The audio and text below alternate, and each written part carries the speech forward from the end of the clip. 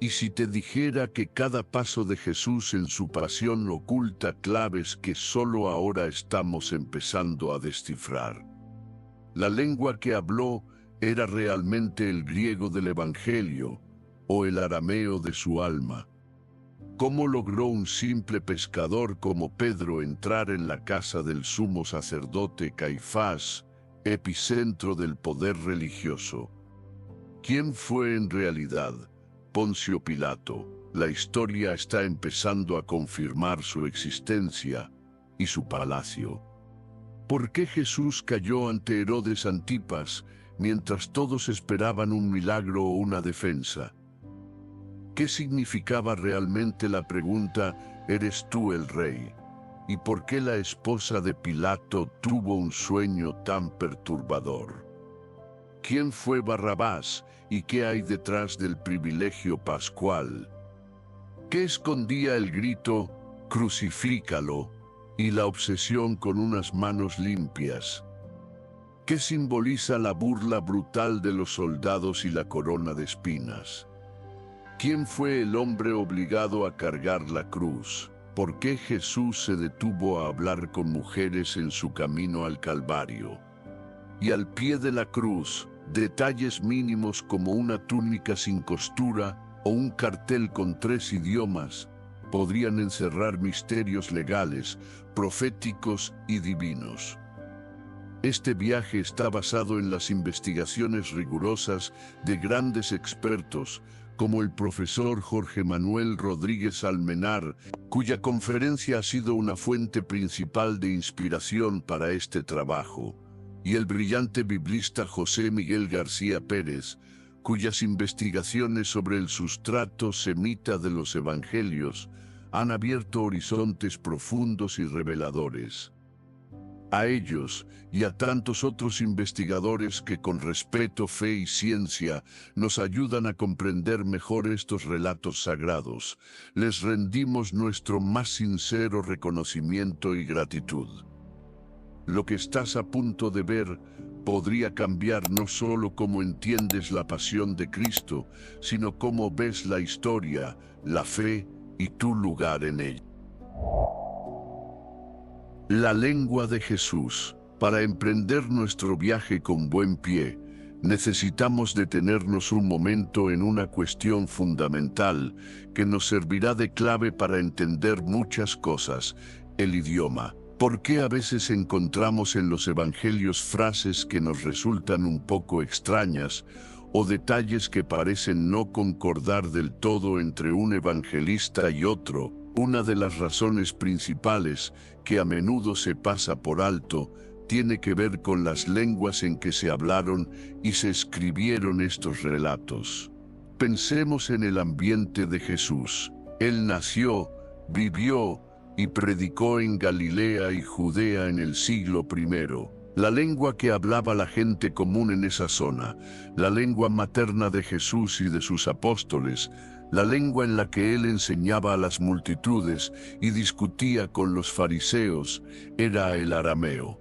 Era una lengua semítica, hermana del hebreo, que se había extendido por todo el Oriente Próximo. Incluso conservamos algunas palabras de Jesús en arameo dentro de los propios evangelios, como talita que, niña, levántate, o efatá, ábrete, o su clamor en la cruz, Eloí, Eloí, lema sabactani. Sin embargo, los 4 evangelios que forman parte del Nuevo Testamento nos han llegado escritos en griego. ¿Por qué? Porque el griego koiné, el griego común, era la lengua franca de todo el Imperio Romano Oriental, la lengua de la cultura, del comercio, de la administración. Escribir los evangelios en griego permitió que el mensaje de Jesús se difundiera mucho más allá de las fronteras de Palestina y llegara a judíos de la diáspora y a gentiles de todo el imperio. Fue una decisión providencial para la expansión del cristianismo, pero esta decisión tuvo una consecuencia lingüística. Los autores de los evangelios o las fuentes orales o escritas que utilizaron pensaban y recordaban los hechos y las palabras de Jesús en arameo, pero tuvieron que expresarlos en griego. Y al hacer esta traducción, a veces inevitablemente se producían pequeños desajustes o interferencias. Es algo que pasa en todas las traducciones. Si intentamos traducir un refrán muy español, como a buen entendedor, pocas palabras bastan, palabra por palabra a otro idioma, quizás no se entienda bien el matiz. O si un extranjero que aprende español dice, estoy caliente en lugar de tengo calor, comete un error típico por traducir literalmente desde su idioma. Pues bien, en los evangelios encontramos a veces fenómenos parecidos. Los expertos los llaman aramaísmos o semitismos. Son construcciones gramaticales, expresiones idiomáticas, formas de pensar que son propias del arameo o del hebreo, pero que se han colado en el texto griego. Un ejemplo muy claro que se suele poner es el uso de la palabra hermanos adelphoi en griego. En arameo y hebreo, esa palabra se usaba de forma mucho más amplia que en griego o español, y podía incluir no solo a los hermanos de sangre, sino también a primos, parientes cercanos o incluso compatriotas. Cuando los evangelios hablan de los hermanos de Jesús, si lo entendemos desde la mentalidad griega, pensamos inmediatamente en hijos de María. Pero si lo entendemos desde la mentalidad semita, lo más probable es que se refiera a primos u otros parientes cercanos, lo cual encaja perfectamente con la fe tradicional de la Iglesia en la virginidad perpetua de María. Otro ejemplo, que ya mencionamos brevemente, la forma de indicar el tiempo. A veces, una expresión griega que literalmente significa al día siguiente puede ser la traducción de una expresión aramea que en realidad quería decir después de ese periodo o más tarde. Entender esto puede resolver aparentes contradicciones cronológicas. El mérito de estudiosos como José Miguel García Pérez ha sido identificar y analizar con gran rigor científico estos aramaísmos, comparando el griego de los evangelios con el arameo que conocemos por otras fuentes de la época, como los Targumim, que eran traducciones de la Biblia al arameo para la sinagoga. Pueden reconstruir con bastante seguridad cuál era el sentido original que se quería expresar. ¿Qué conseguimos con esto? No se trata de cambiar ni una coma del texto sagrado, sino de comprenderlo mejor, de captar con mayor fidelidad lo que Jesús dijo y lo que los evangelistas quisieron transmitirnos. Es como limpiar un cuadro antiguo, no se altera la pintura original, pero se quita el polvo y el barniz oscurecido para que los colores y los detalles brillen con más claridad. Esta clave aramea nos va a ser muy útil hoy para abordar algunos de los pasajes de la Pasión que han resultado más problemáticos o enigmáticos. Verán cómo nos ayuda a encontrar una coherencia y una profundidad histórica que quizás no esperábamos. Comencemos aplicándola a un episodio intrigante de la noche del Jueves Santo. Pedro en casa de Caifás, descifrando el acceso del pescador al corazón del poder. Nuestra investigación sobre los enigmas del Viernes Santo debe comenzar necesariamente conectando con los sucesos de la noche anterior, la noche del Jueves Santo. Recordarán que Jesús, tras ser arrestado en el huerto de los Olivos, fue conducido a la residencia del sumo sacerdote Caifás. Allí, en plena noche, se improvisó una sesión del Sanedrín, el Tribunal Supremo Judío, que acabaría condenando a Jesús por blasfemia. Y es en este contexto de clandestinidad y alta tensión donde surge una de las preguntas que más ha desconcertado a los comentaristas a lo largo de los siglos. Un detalle narrado por San Juan, capítulo 18, versículos 15 a 18, que a muchos les parecía inverosímil.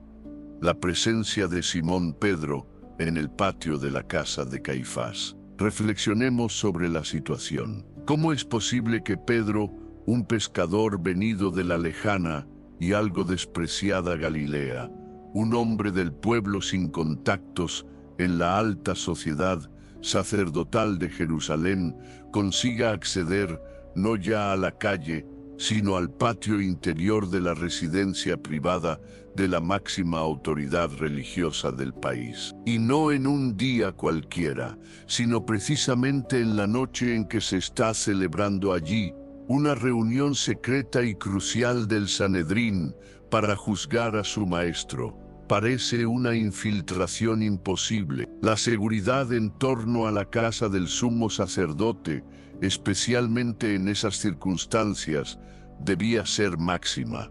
Primero, confirmemos el escenario. Aunque la sede oficial del Sanedrín era la sala de las piedras talladas en el templo, celebrar allí un juicio nocturno e irregular habría sido demasiado público y arriesgado. Por eso, Caifás y su círculo más cercano, probablemente la facción saducea, la aristocracia sacerdotal, optaron por la discreción de la residencia privada. ¿Cómo era esa residencia? La arqueología nos da una idea. En las excavaciones del barrio judío de Jerusalén se han encontrado restos de varias mansiones sacerdotales de la época herodiana, muy grandes, con varios pisos, patios interiores, mosaicos, frescos e incluso mikvaot, baños rituales privados. La llamada Casa Quemada es un ejemplo espectacular.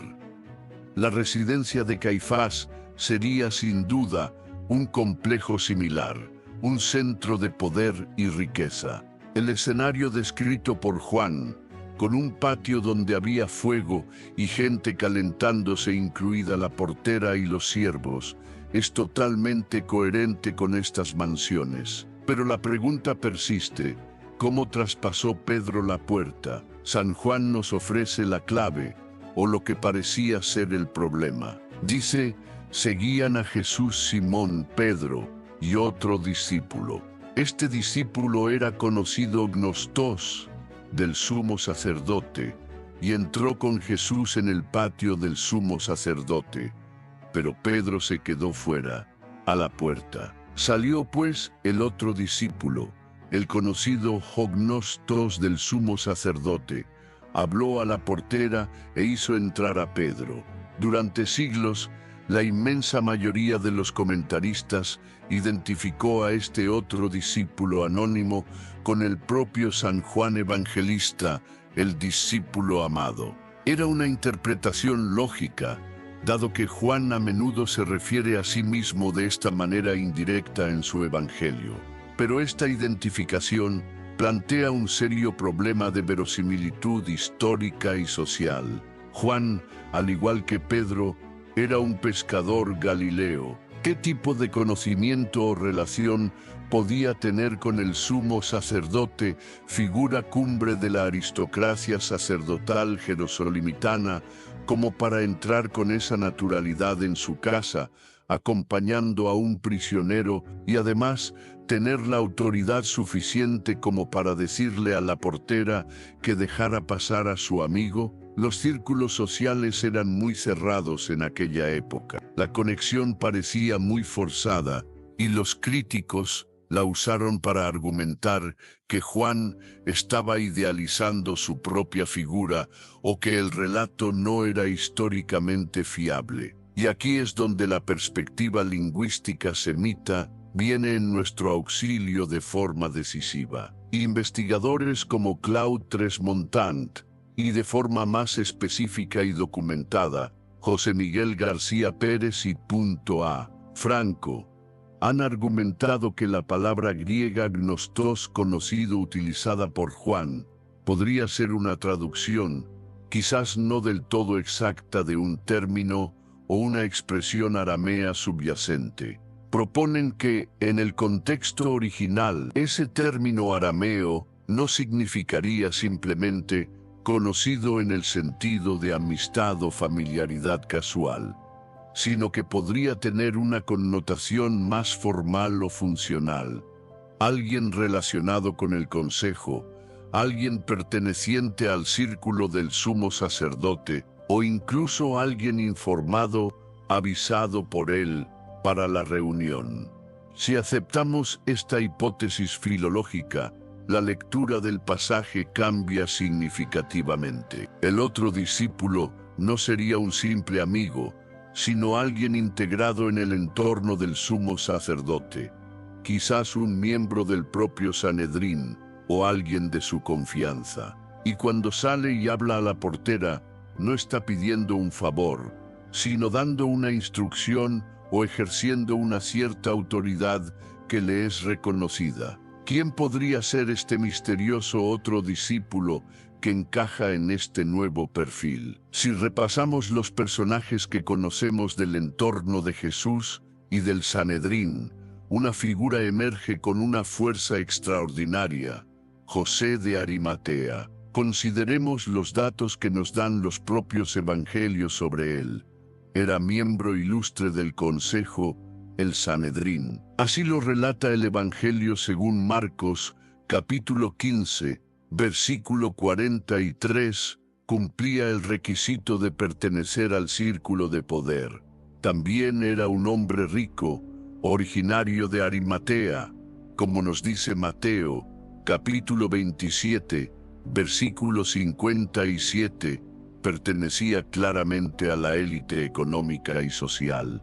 Además, era un hombre bueno y justo, y lo más importante, no estuvo de acuerdo con la decisión del consejo ni con sus acciones. Según Lucas, capítulo 23, versículos del 50 al 50, y un polión. Tenía profundas reservas morales sobre la condena de Jesús. Y por último, pero no menos relevante, era discípulo de Jesús, aunque en secreto, por miedo a los judíos. Así lo afirma el Evangelio de Juan, capítulo 19, versículo 38. Tenía una conexión personal con Jesús y por extensión, con sus discípulos como Pedro. José de Arimatea encaja como un guante. Como miembro del Sanedrín, sería convocado o informado gnostos en este sentido, de la reunión secreta en casa de Caifás. Tendría acceso natural a la residencia. Como discípulo secreto, tendría la motivación para intentar ayudar a Pedro, quizás para tener un testigo de confianza fuera, mientras él participaba en la tensa deliberación interna. Y su posición como miembro respetado del consejo le daría la autoridad necesaria para hablar con la portera y conseguir que dejara entrar a Pedro. ¿Se dan cuenta de la belleza de esta solución? Una aparente contradicción histórica, un punto débil usado para atacar la fiabilidad del Evangelio de Juan, se transforma, gracias a una comprensión más profunda del posible original arameo, en un relato coherente, lógicamente impecable y profundamente humano. El pescador pudo entrar al palacio gracias a la intervención audaz y discreta del consejero que era discípulo en secreto. El primer enigma se ha iluminado de forma sorprendente. Ante Poncio Pilato, la historia confirma al gobernador romano y precisa el escenario. Con las primeras luces del viernes, la escena cambia drásticamente. El juicio religioso judío ha concluido con una condena por blasfemia, pero para que la sentencia de muerte se ejecute, especialmente mediante la crucifixión, un castigo romano, se requiere la intervención de la autoridad imperial. Jesús es conducido, atado, desde la casa de Caifás hasta el pretorio, el cuartel general o residencia oficial del gobernador romano Poncio Pilato. Es imposible hablar del Viernes Santo sin detenernos en esta figura histórica, Poncio Pilato. Su nombre resuena en el credo que rezamos millones de cristianos cada domingo, padeció bajo el poder de Poncio Pilato. Pero ¿quién fue realmente este hombre que ocupó un lugar tan crucial y trágico en la historia de la salvación? Sabemos que pertenecía al orden ecuestre romano, la clase de los caballeros, y que fue nombrado prefecto de la provincia de Judea por el emperador Tiberio, cargo que ejerció durante una década, aproximadamente desde el año 26 hasta el 36 o 37 después de Cristo. Su mandato fue largo para los estándares de la época, pero también conflictivo. Las fuentes históricas no evangélicas, como los escritos del filósofo judío Filón de Alejandría o del historiador Flavio Josefo, nos lo presentan como un gobernador bastante rígido, a veces provocador y poco sensible a las costumbres religiosas judías. Filón lo describe como inflexible, terco y cruel. Josefo narra varios episodios tensos: la introducción de estandartes militares con imágenes imperiales en Jerusalén, lo que causó una protesta masiva, el uso de fondos del tesoro del templo para construir un acueducto, lo que también provocó disturbios, y finalmente la represión violenta de un movimiento religioso samaritano, que fue la causa de que fuera llamado a Roma para rendir cuentas y destituido de su cargo. El historiador romano Tácito también lo menciona brevemente al hablar del origen de los cristianos, confirmando que Cristo fue ejecutado bajo su mandato durante el reinado de Tiberio. Pero la prueba más tangible y emocionante de su existencia nos la dio la arqueología. En 1960, Nerón, en las ruinas del Teatro Romano de Cesarea Marítima, la ciudad costera que era la capital administrativa de la provincia y la residencia habitual de Pilato, se encontró una losa de piedra caliza reutilizada.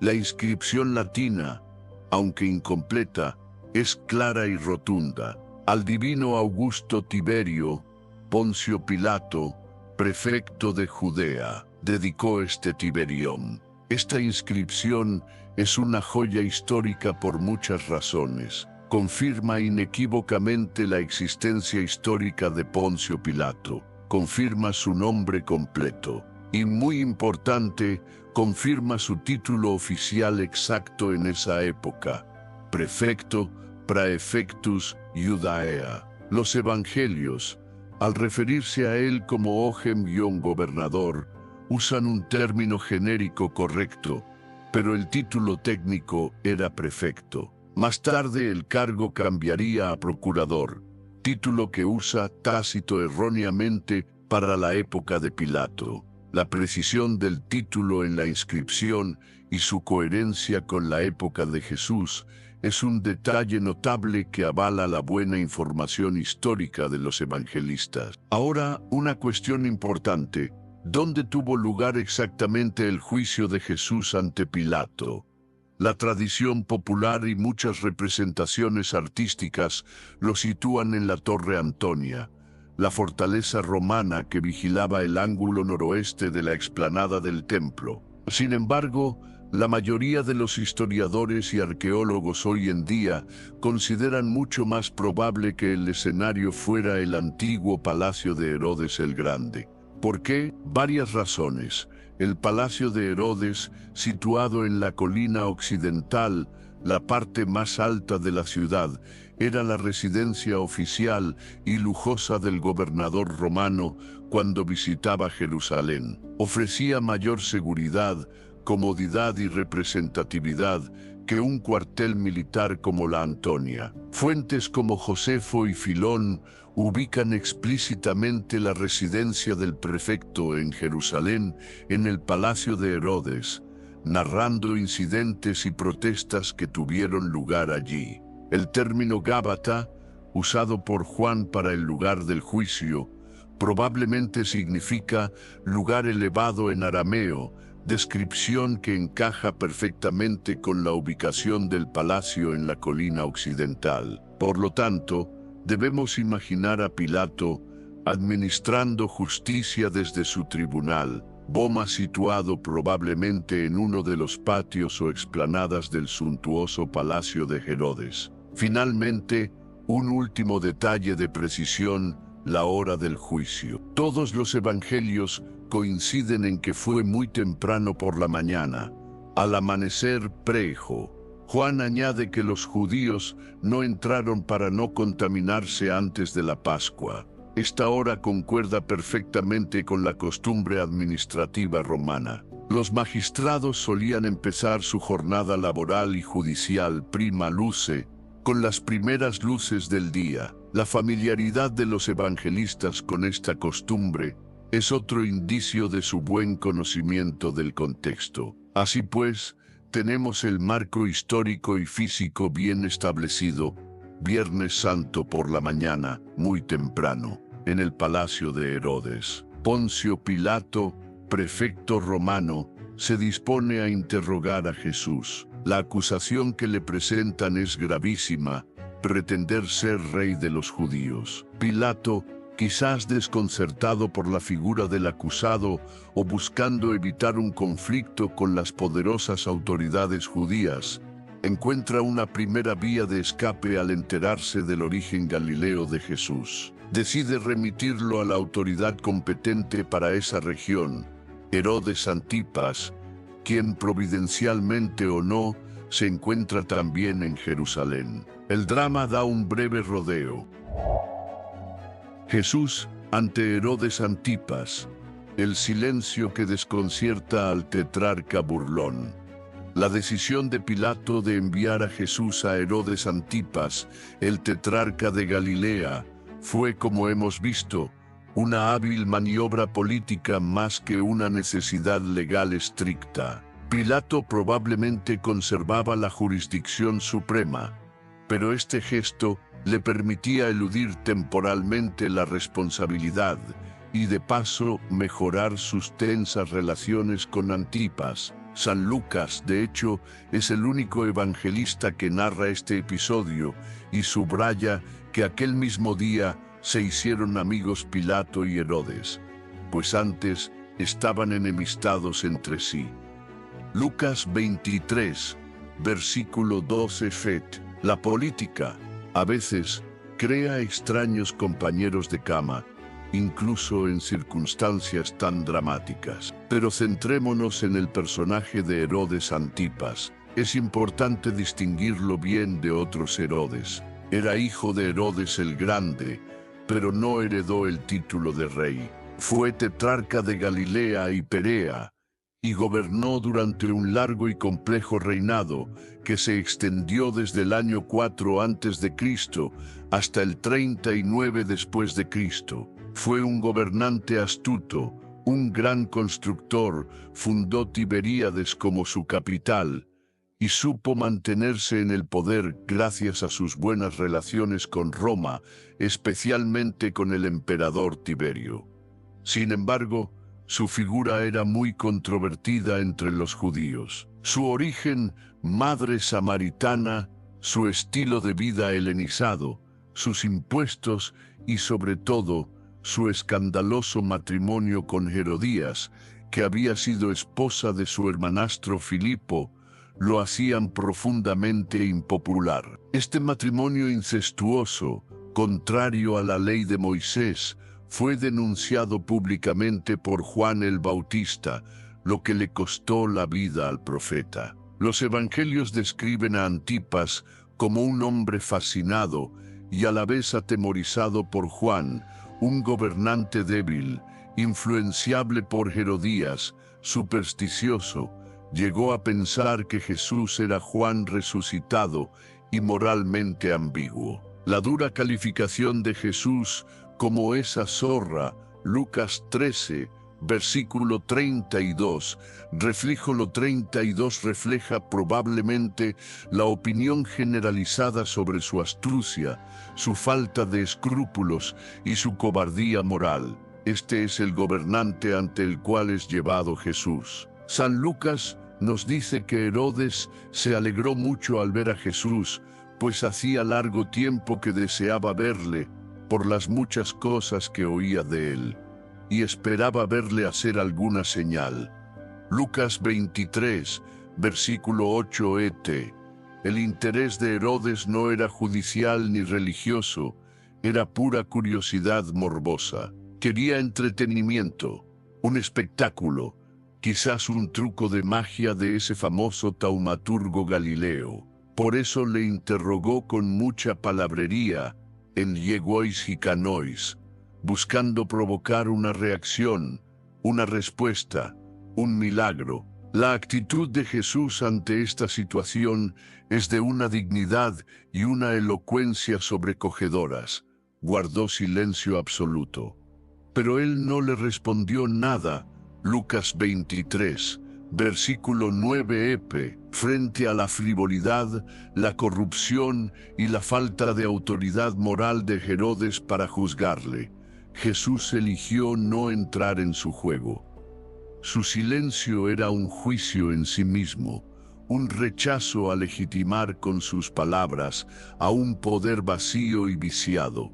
Este silencio desconcertó y sin duda enfureció a Herodes y a su corte tois strateuma sin autú, sus soldados o guardia personal. Al no obtener el espectáculo deseado, su reacción fue el desprecio exultenosas y la burla en paixas. Querían humillar a ese profeta silencioso que les había frustrado su entretenimiento, y la forma elegida fue significativa. Le vistió con una ropa espléndida, esteta lamprán, y se lo remitió a Pilato. Lucas 23, versículo 11, Obed. Ya analizamos esta ropa espléndida. La palabra griega lampros significa brillante, vistosa, llamativa. Pudo ser blanca, como sugiere la tradición y la traducción latina, parodiando quizás la toga cándida de los aspirantes políticos romanos o de cualquier otro color vivo. El objetivo era claro: disfrazarlo irónicamente de rey, convertirlo en un rey de burlas. Era la forma que tuvo Herodes de expresar su desdén y de comunicar a Pilato: este hombre es inofensivo, es ridículo, no merece la pena preocuparse por él. Herodes, con este gesto, se desentendía del caso. No emitió una condena formal. De hecho, Lucas, más adelante capítulo 23, versículo 15, hace decir a Pilato que ni él ni Herodes encontraron culpa en Jesús, pero tampoco lo liberó. Simplemente lo devolvió a la autoridad romana, añadiendo una capa más de humillación a la pasión de Jesús. El breve pero significativo interludio ante el tetrarca de Galilea había concluido. Jesús volvía a estar bajo la jurisdicción de un Pilato cada vez más presionado y dubitativo. ¿Eres rey? La verdad desafiante y el misterioso aviso de la esposa de Pilato.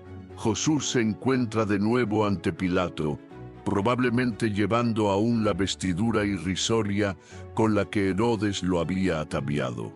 La situación para el prefecto romano es cada vez más complicada. Su intento de pasarle la responsabilidad a Herodes ha fracasado. Su propia convicción, expresada ya una vez, es que Jesús es inocente de los cargos políticos que justificarían una condena romana. Pero enfrente tiene a los líderes religiosos judíos y a una multitud cada vez más hostil que no cejan en su empeño de conseguir la muerte de Jesús.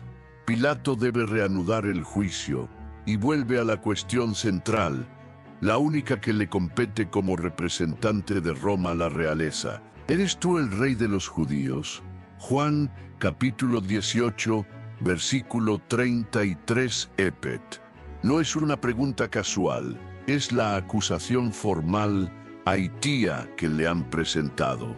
Los sumos sacerdotes, con gran astucia política, han sabido traducir la ofensa religiosa que ellos veían, blasfemia, en un delito que sí preocupaba a Roma, la sedición, el crimen maiestatis, por pretender una realeza que desafiaba el poder del César. La respuesta de Jesús, conservada por el profundo Evangelio de Juan, capítulo 18, versículos 36 al 37, es una declaración fundamental que requiere ser leída con atención, especialmente a esa palabra clave que a menudo pasa desapercibida o se omite en las traducciones. Ahora, nin en griego. Jesús dice, mi reino ahora no es de este mundo. Es una precisión crucial. Jesús no niega ser rey, no rechaza el título, pero redefine radicalmente su naturaleza en el contexto presente. Su reino no es de la misma categoría que los reinos políticos de este mundo. No busca el poder terrenal, no compite militarmente con Roma en este momento. Y lo explica: si mi reino fuera de este mundo, mis servidores, mis seguidores, mi guardia habrían luchado, Ojinison Toán, usarían la fuerza para que yo no fuera entregado a los judíos. Pero mi reino no es de aquí, Itón ti, Jopé, Japé, Jopé, Pilato. Quizás entendiendo solo la parte práctica, este hombre no tiene un ejército, no va a iniciar una revuelta, pero aún fijado en la palabra reino Basileía y rey Basileus, insiste con que eres rey tú. Saní busca una respuesta clara, un sí o un no en sus términos políticos, y Jesús se la da, pero elevando de nuevo el discurso. Tú lo dices, afirmas que soy rey, usas esa categoría. Yo soy rey, Basileus eimi. Yo para esto he nacido y para esto he venido al mundo, para dar testimonio de la verdad. Ina mártir esito aloteia. Todo el que es de la verdad, escucha mi voz. Jesús acepta el título, pero lo llena de un contenido diferente. Su realeza no es de poder político, sino de servicio a la verdad. Una verdad que interpela a la conciencia de cada persona, incluido Pilato. La famosa y escéptica réplica de Pilato. ¿Y qué es la verdad? Tú de Shipade, Maneshipade, Tipade Alfa. Juan, capítulo 18, versículo 38, versículo 38, Manesea. Inmastade in mentres coprecotin. Todo peria seite, o peria senipade, entrar en ese terreno filosófico o espiritual. Él es un político, un militar, un administrador, pero sí ha sacado la conclusión que necesita. Para su juicio, este rey no es una amenaza para Roma. Por eso, al salir de nuevo ante los judíos, declara por segunda vez y con firmeza: yo no hallo en él ningún delito, o de mí anaurisgi en autiai. La intención de Pilato en este punto parece ser la de absolver a Jesús, o al menos no condenarlo a muerte. Pero la reacción de los acusadores es inmediata y furibunda. Y es justo en este momento de máxima tensión, como nos cuenta únicamente San Mateo, capítulo 27, versículo 19, mientras Pilato está solemnemente sentado en el tribunal, catómeno autú, epitu bismatos, el asiento oficial desde donde se dictaban las sentencias, cuando recibe ese mensaje sorprendente y perturbador de su esposa. Recordemos el texto literal de Mateo. Su mujer le mandó a decir: nada tengas que ver con ese justo moden soy kai ti di kai hi e kai ti, porque hoy he sufrido mucho en sueños, poya garre patón somerón catonar por causa de él. Este breve versículo ha generado ríos de tinta. La interpretación más común y popular habla de un sueño premonitorio de Claudia Prócula. La tradición posterior le dio ese nombre, una especie de aviso divino. Pero esta lectura plantea serias dificultades históricas y narrativas. un sueño tan específico sobre un prisionero que ella probablemente no conocía. ¿Por qué calificarlo de justo? ¿Cómo y por qué llega el mensaje justo en ese preciso instante del juicio? Para muchos críticos, sonaba a un añadido legendario, quizás para exculpar parcialmente a Pilato o para subrayar la inocencia de Jesús. Pero aquí es donde la hipótesis del sustrato arameo, defendida con gran erudición por José Miguel García Pérez, ofrece una alternativa radicalmente diferente y mucho más plausible históricamente. Sostiene que varias palabras clave del texto griego son probablemente calcos, traducciones literales de expresiones arameas con un significado distinto. En sueños, kat onar, en lugar de referirse a un sueño literal mientras dormía, podría ser un aramaísmo para describir un estado de gran angustia, una pesadilla vívida, un sufrimiento intenso, incluso estando despierta.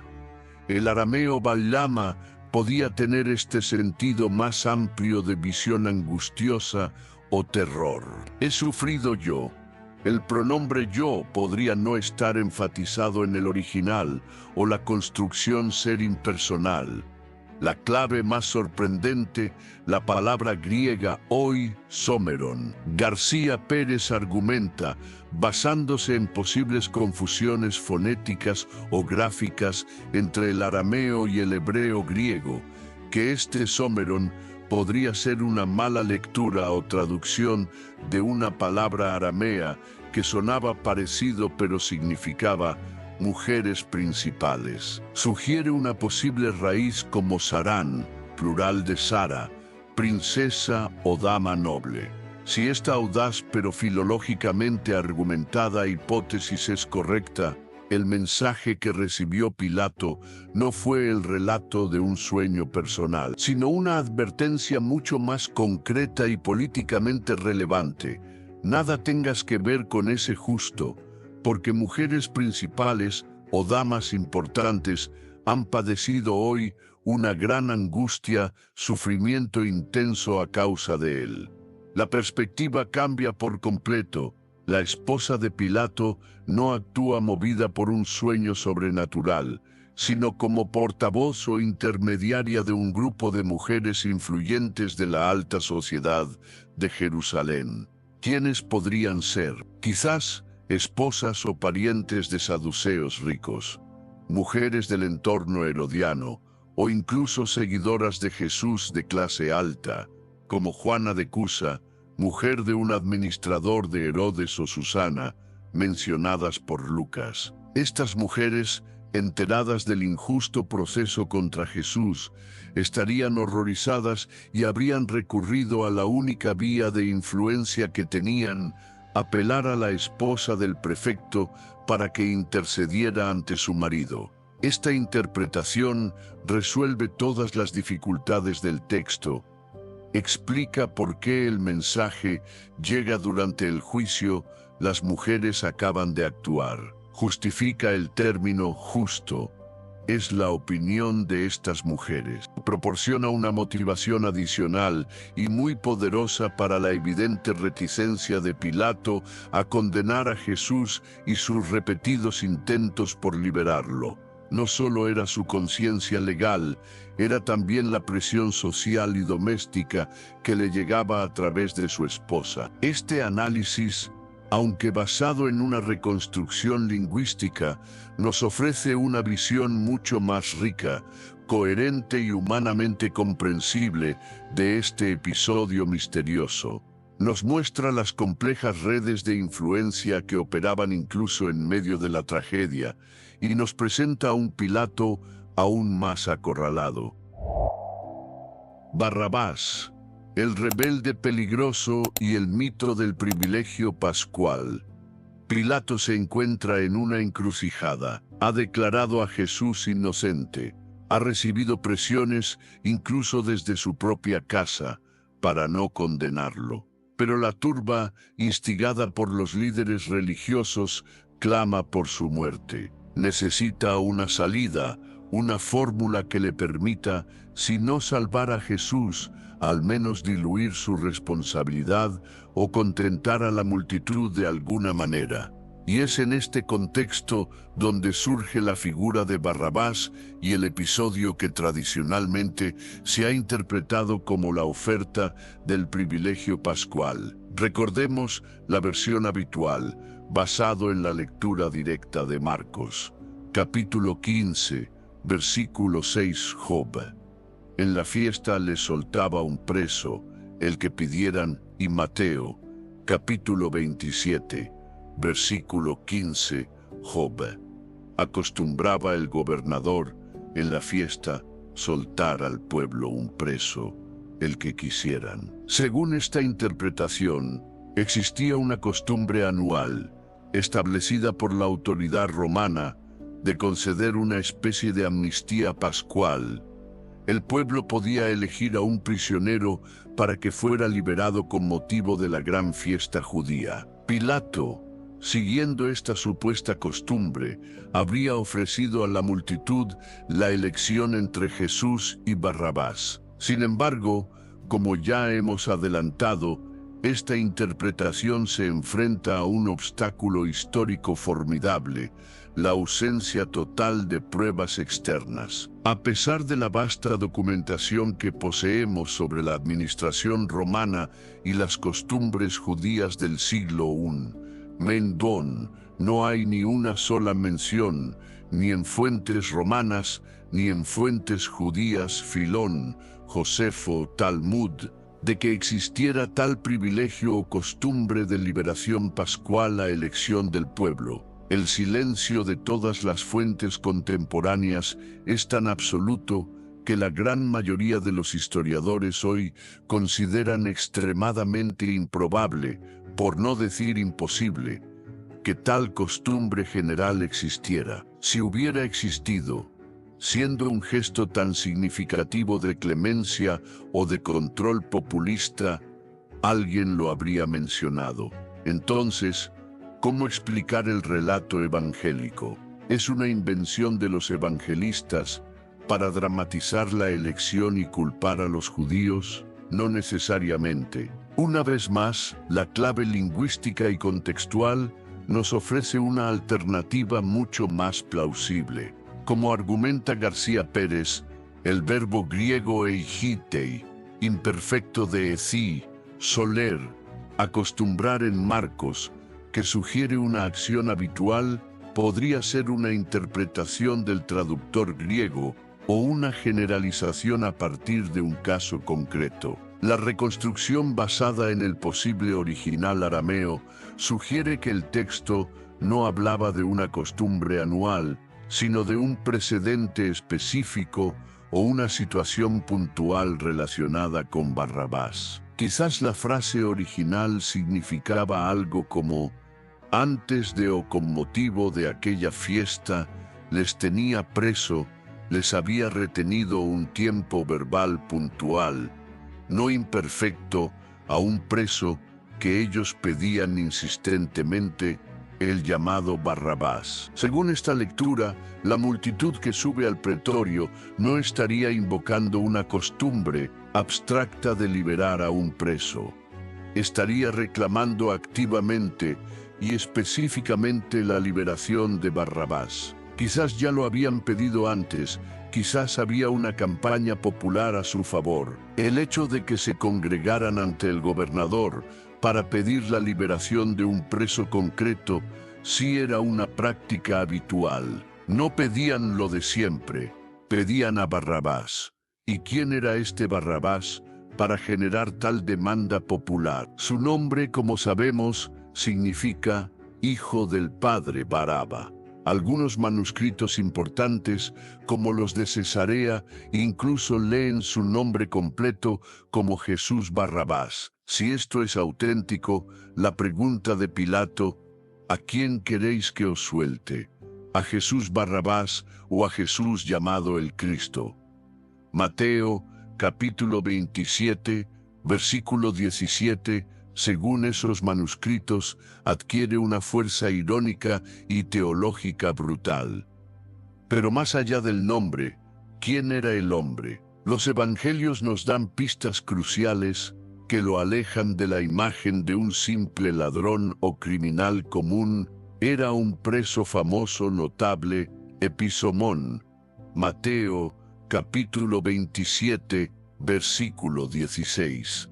Su caso era conocido. Estaba encarcelado con sus compañeros de motín, Stasias Kin, que en una revuelta Stasei habían cometido homicidio.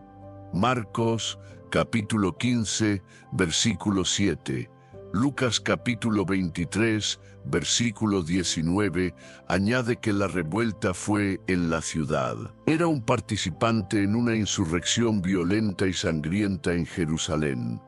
Juan, capítulo 18, versículo 40 lo define sin rodeos como lostos. Este término griego, aunque a veces significa ladrón, en el contexto de la Judea del siglo I, como lo usa abundantemente Flavio Josefo, se refería muy a menudo a los guerrilleros nacionalistas, los celotes, los sicarios, los que practicaban la resistencia armada contra Roma, a menudo con una mezcla de bandidaje y fervor religioso político. El perfil que emerge es claro. Barrabás no era un delincuente común, sino un líder o miembro destacado de un grupo rebelde, un insurrecto nacionalista violento, probablemente con connotaciones mesiánico-políticas, que había sido capturado tras una revuelta que había costado vidas en la propia Jerusalén. Representaba precisamente el tipo de amenaza directa y violenta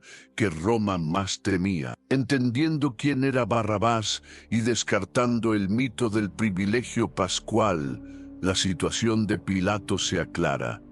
Tenía antecedidos Jesús si aceptamos la variante textual. Jesús Barrabás, el rebelde peligroso, cuya liberación era exigida por una multitud, probablemente simpatizante de la causa nacionalista.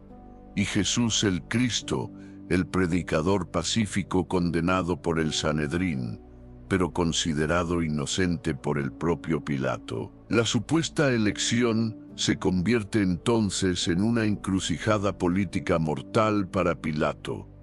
Tenía la autoridad legal para liberar a Barrabás, ya que era su prisionero por crímenes contra Roma, y quizás ceder a la presión popular le parecía el mal menor para evitar un motín mayor. Pero carecía de la autoridad legal, o al menos de la voluntad política, para simplemente anular la condena a muerte del Sanedrín contra Jesús. Su intento de ofrecer a Jesús como alternativa, ¿qué?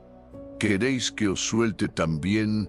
Fracasa estrepitosamente. La escena, por tanto, no es la de un gobernador ofreciendo una elección justa basada en una costumbre inexistente, sino la de un político acorralado intentando navegar una situación explosiva, donde las presiones legales, las simpatías populares hacia el rebelde Barrabás y las maquinaciones de los líderes religiosos contra Jesús lo supera. La elección final de la multitud, manipulada por sus líderes, prefiriendo al violento sobre el justo, se convierte así en un símbolo trágico de la ceguera humana y del rechazo al verdadero Mesías. Crucifícalo, el grito que sella el destino y la ilusión de las manos limpias. Barrabás ha sido liberado. La maniobra de Pilato, si es que pretendía salvar a Jesús, ha fracasado. Pero la liberación del rebelde no calma a la multitud. Al contrario, parece envalentonarla para exigir con más vehemencia el castigo del otro prisionero. Cuando Pilato pregunta, ¿pues qué mal ha hecho? ¿O qué haré entonces con Jesús, llamado el Cristo? La respuesta que recibe es un clamor unánime feroz que resuena en el pretorio: sea crucificado. Staurgid Zogid Zogid.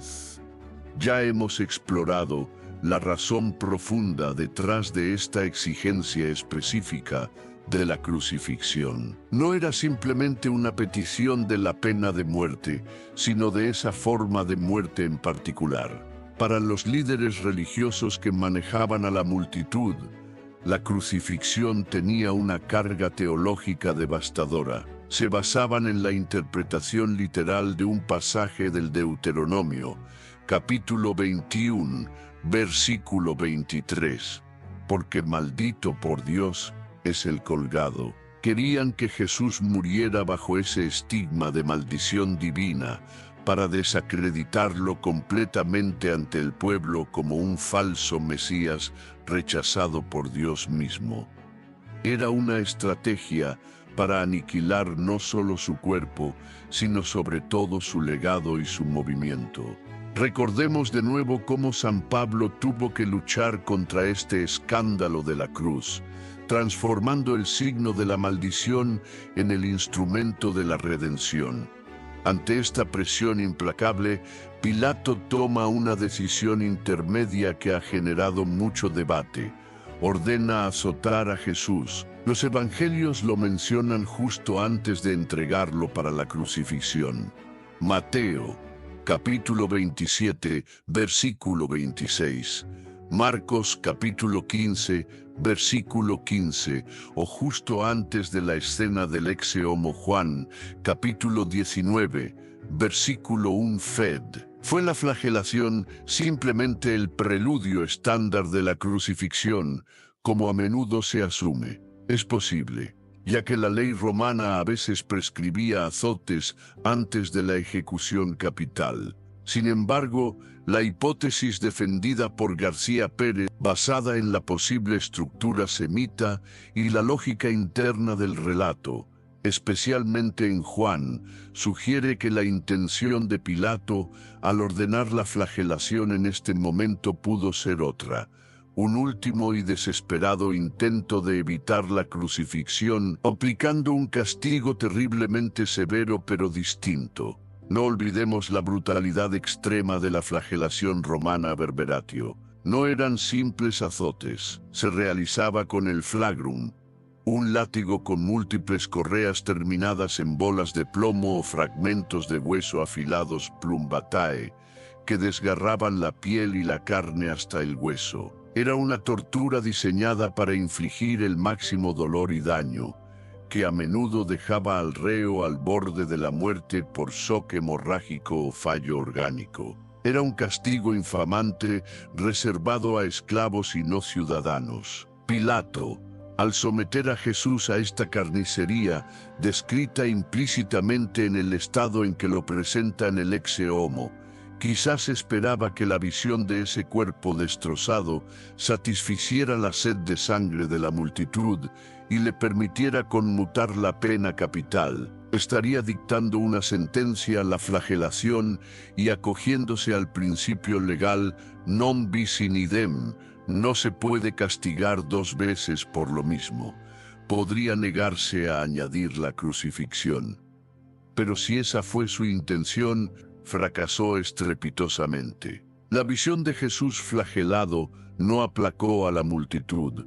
Según Juan, fue precisamente después del ex-homo cuando gritaron con más fuerza, «Crucifícalo». Pilato se vio completamente superado, atrapado entre su conciencia, sabía que era inocente y su miedo al tumulto y a la amenaza de ser denunciado a Roma como no amigo del César. Es en este punto de máxima impotencia cuando recurre a ese gesto simbólico y evasivo que ha quedado grabado en la historia, lavarse las manos. Mateo capítulo 27, versículo 24, lo describe vívidamente.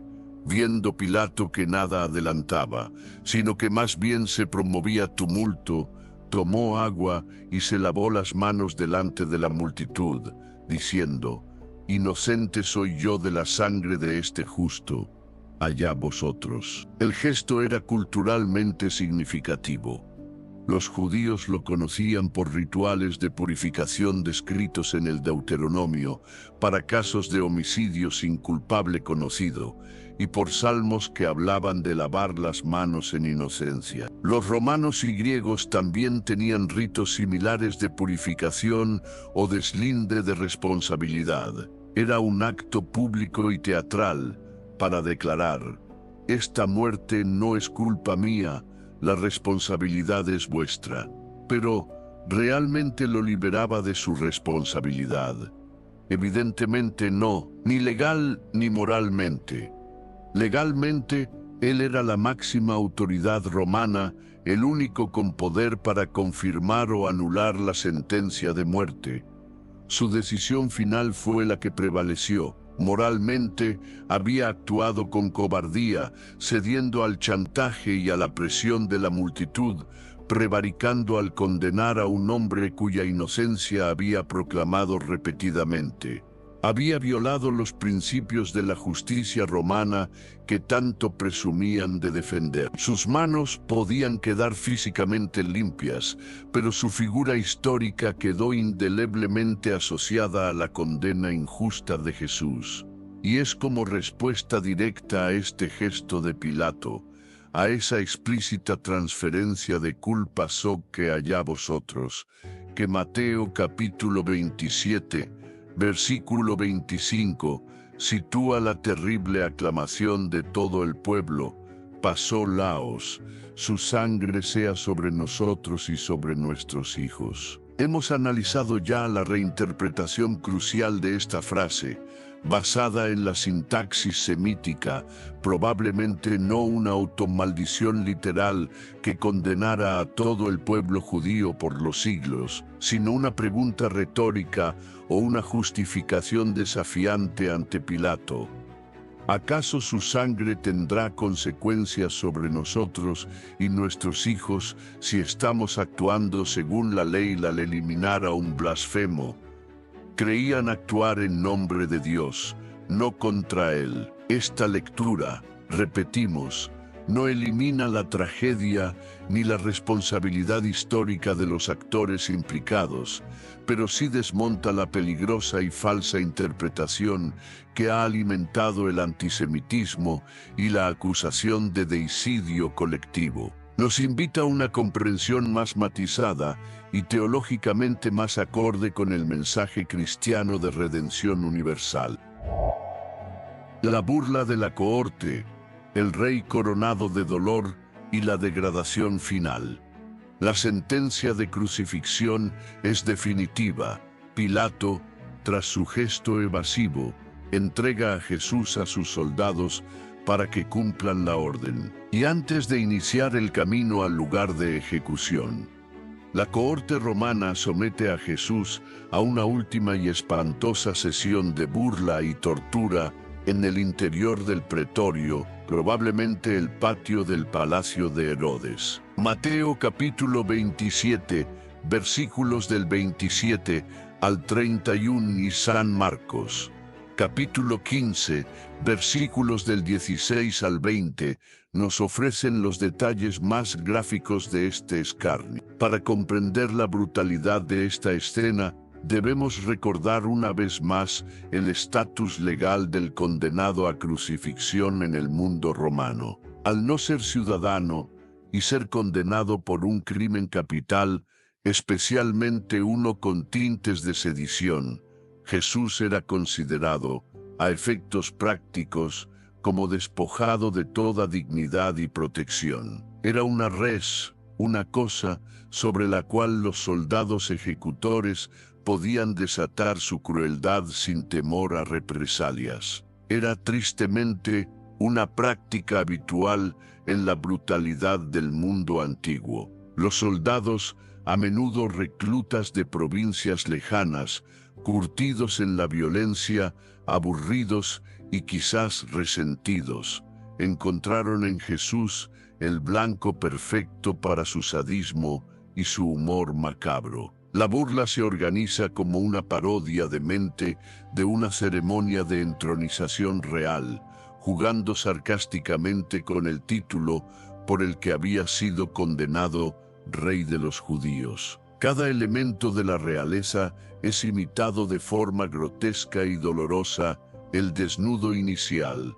Lo primero, como describe Mateo, es reunir a toda la tropa y desnudar a Jesús. Un acto de humillación absoluta, privándolo de la última barrera de dignidad personal. El manto real, sobre su cuerpo desnudo y probablemente ensangrentado por la flagelación, le echan una clámide escarlata, clamida coquinón, Mateo, o le visten de púrpura, endidus cousin auton, porfiran, Marcos. Ya hemos aclarado que estos colores, rojo intenso, púrpura, carmesí, eran los asociados a la realeza y al alto mando militar.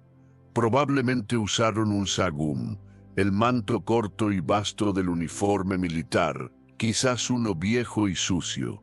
Era el disfraz perfecto para su rey de opereta. La corona de espinas. Este es el elemento más singular y emblemático de la burla. Mateo dice que trenzaron plexantes una corona de espinas y se la pusieron sobre la cabeza.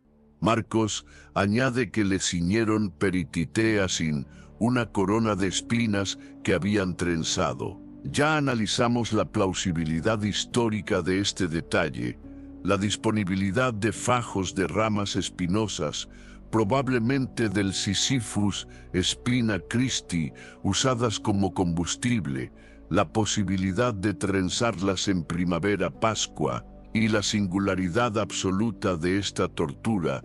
No se conoce otro caso. ¿Qué inversión tan diabólica de la corona de laurel del vencedor o la diadema de oro del rey? Era una corona de dolor, diseñada para infligir sufrimiento y ridículo.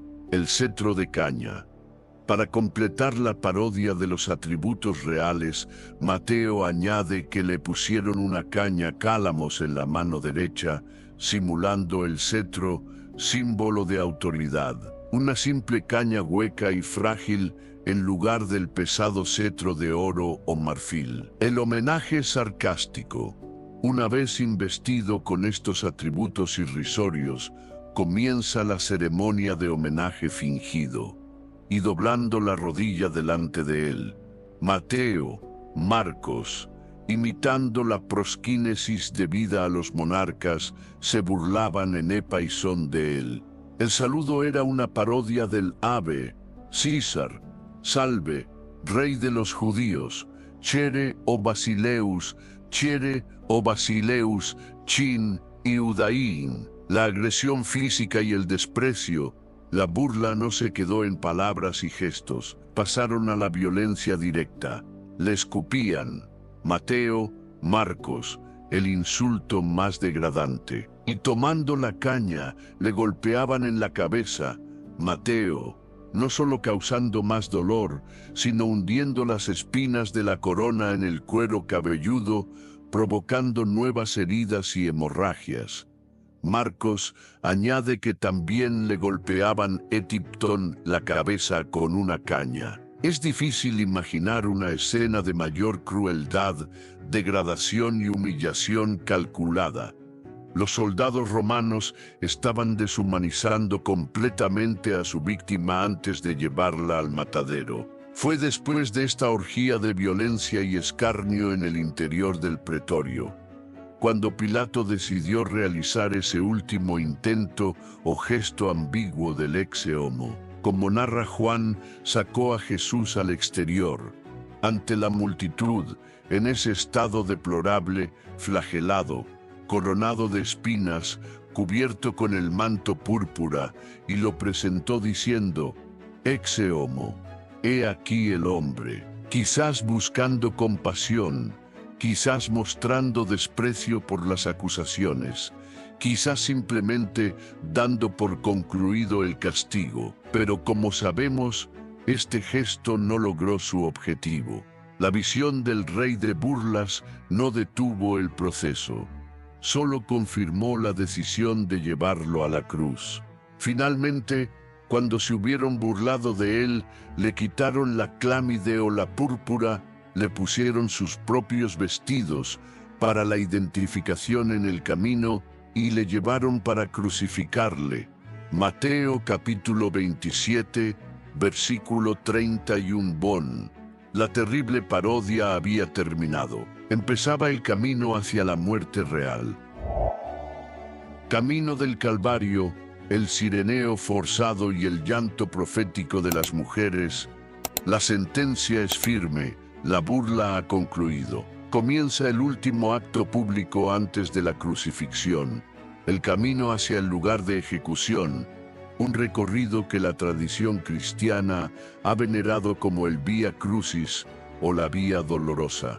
Este trayecto, desde el pretorio, probablemente el palacio de Herodes, hasta el Gólgota, era una parte esencial del ritual romano de ejecución, diseñado para la máxima publicidad y humillación. El condenado debía ser exhibido por las calles, a menudo por las más concurridas, para que sirviera de escarmiento. Por eso, el lugar de la crucifixión se elegía siempre fuera de las murallas de la ciudad, pero en un sitio visible y de fácil acceso, como una colina cercana a una puerta principal o junto a un camino importante. El objetivo era infundir terror y disuadir futuras rebeliones o crímenes graves. Y como elemento central de esta procesión infamante, el reo estaba obligado a cargar sobre sus propios hombros el instrumento de su tortura, el patibulum, el pesado travesaño horizontal de la cruz.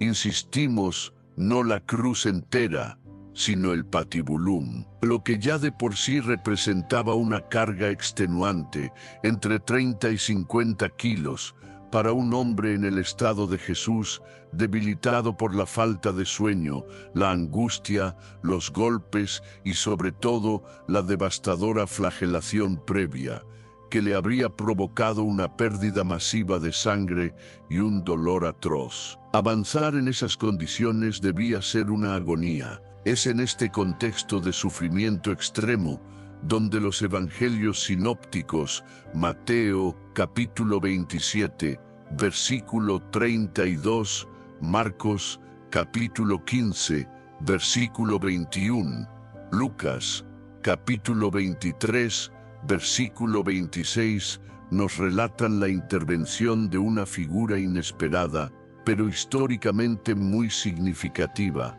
Simón de Cirene. Los tres evangelistas coinciden en presentarlo con detalles concretos que refuerzan su historicidad. Su origen era de Cirene, la capital de la Cirenaica, Libia, una ciudad con una importantísima y antigua comunidad judía helenizada. Sabemos por los Hechos de los Apóstoles que había una sinagoga de cireneos en Jerusalén y que algunos fueron de los primeros cristianos. Su circunstancia venía del campo Apagrou.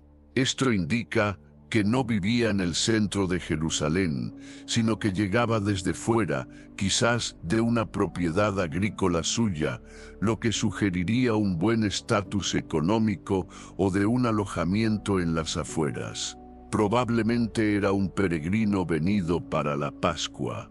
La requisa forzosa, al cruzarse por casualidad con la comitiva que salía de la ciudad, los soldados romanos le obligaron a llevar la cruz. Marcos y Mateo usan el verbo técnico angareus, derivado de la práctica persa adoptada por los romanos de la angareia, la requisa forzosa de civiles, para realizar servicios públicos o militares, transportar cargas, servir de guías. Era legal, pero profundamente odiada. Lucas usa epilambanomai, sojecharon mano de él, enfatizando la coacción. Simón no fue un voluntario piadoso, fue víctima de un abuso de poder militar, forzado a realizar la tarea más infamante imaginable, cargar el patíbulo de un condenado a la crucifixión. Una humillación brutal para un hombre probablemente respetable. Marcos capítulo 15, versículo 21, con su característico enfoque en detalles relevantes para su audiencia en Roma, Añade una nota familiar crucial: Simón era el padre de Alejandro y de Rufo. ¿Por qué mencionar a los hijos? La explicación más convincente es que Alejandro y Rufo eran figuras bien conocidas y probablemente importantes dentro de la comunidad cristiana de Roma en el momento en que Marcos escribió su evangelio, quizás en los años 60 de C. Y tenemos una confirmación externa asombrosa. San Pablo, al final de su carta a los romanos, escrita probablemente en los años 50 envía saludos personales y dice capítulo 16, versículo 13, cit: saludad a Rufo, el escogido en el Señor, y a su madre y mía. La conexión parece ineludible. Es altamente probable que este Rufo de Roma fuera el hijo de Simón de Cirene. La mención de Pablo a su madre y mía sugiere una relación de gran afecto y respeto. Quizás porque la esposa de Simón y madre de Rufo había cuidado de Pablo como una madre, o pertenecían al mismo círculo cercano. Esto implicaría el impacto transformador de aquel encuentro forzoso en el camino al Calvario. La familia del Cireneo, marcada por la cruz, abrazó la fe cristiana y llegó a ser un pilar de la iglesia primitiva, extendiéndose hasta la capital del imperio. Los nombres son perfectamente plausibles. Alejandro era griego pero común entre judíos. Rufo era latino, quizás una latinización de Rubén. Incluso la arqueología, con los osarios cireneos encontrados en Jerusalén, apoya la presencia de esta comunidad. Simón de Cirene no es una figura simbólica, sino un testigo histórico cuyo destino quedó entrelazado para siempre con el de Jesús. El segundo encuentro significativo en este Vía Crucis es narrado únicamente por San Lucas capítulo 23, versículos del 27 al 31, siempre atento a la dimensión humana y al papel de las mujeres. Describe que a Jesús le seguía una gran multitud del pueblo y de mujeres que se golpeaban el pecho, coptomenai, y se lamentaban tronusai por él. No era un llanto discreto, sino una manifestación pública y ritual de duelo, con gestos expresivos, como era costumbre en Oriente. A pesar de su propia agonía, Jesús se detiene, se vuelve hacia ellas y les dirige unas palabras solemnes, que son a la vez una muestra de compasión y una terrible profecía sobre el destino de Jerusalén. Hijas de Jerusalén, no lloréis por mí, llorad más bien por vosotras y por vuestros hijos. Porque mirad que vienen días en que dirán: dichosas las estériles y los vientres que no engendraron, y los pechos que no criaron. Porque si en el leño verde hacen esto, en el seco, ¿qué se hará? La clave interpretativa aquí es el apelativo que usa Jesús: hijas de Jerusalén, digateres, Iroesalom. Como ya avanzamos, este no era un simple vocativo genérico. Fuentes judías, especialmente talmúdicas y rabínicas, describen la existencia en Jerusalén de cofradías o asociaciones piadosas formadas por mujeres, a menudo de la alta sociedad, cuya obra de misericordia específica era acompañar a los condenados a muerte, ofrecerles consuelo y realizar los lamentos fúnebres rituales. Era una función socialmente reconocida, y uno de los nombres por los que se conocía a estas mujeres era precisamente Bennot Yerushalayim, hijas de Jerusalén. Al llamarlas así, Jesús está reconociendo su identidad colectiva y su función específica. Otro detalle de precisión cultural que valida la historicidad del relato de Lucas. Y estas hijas de Jerusalén tenían otra misión importante, confirmada por el Tratado Sanedrín 43. Eran las responsables de preparar y ofrecer al condenado una copa de vino mezclado con alguna sustancia narcótica, como incienso molido o mirra justo antes de la ejecución. El objetivo era mitigar el sufrimiento, adormecer la conciencia ante el dolor extremo, cumpliendo el espíritu de Proverbios, capítulo 31, versículo 6. Mateo capítulo 27, versículo 34 y Marcos capítulo 15, versículo 23, confirman que, efectivamente, al llegar al Gólgota, le ofrecieron a Jesús esta bebida, soguevino, mezclado con mirra, o vino mezclado con hiel. La mirra, amarga pero con propiedades analgésicas, cumpliría esa función. Pero la reacción de Jesús, registrada por ambos evangelistas, es determinante. Él no lo tomó Marcos, o habiendo gustado, no quiso beberlo.